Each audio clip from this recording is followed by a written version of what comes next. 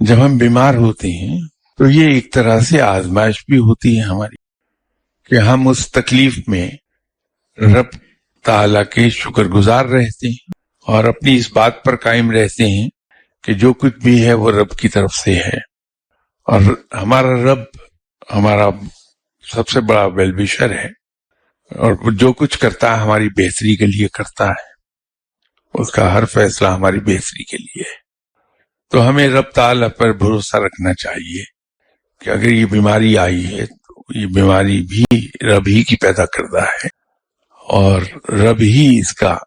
اس سے شفا عطا فرمائے گا ہمیں۔ ہم بڑے صبر سے اس بیماری سے گزرتے ہیں، اور چونکہ آپ صلی اللہ علیہ وسلم کا حکم ہے کہ جب تم بیمار ہو تو اپنا علاج کراؤ، تو ہم آپ صلی اللہ علیہ وسلم کے حکم کی تعمیل میں اپنی بیماری کا علاج کراتے ہیں،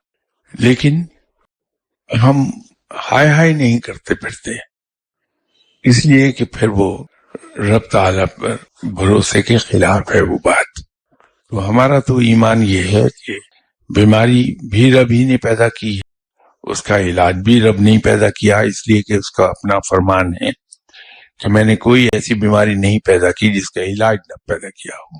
شفا دینے والا رب ہے،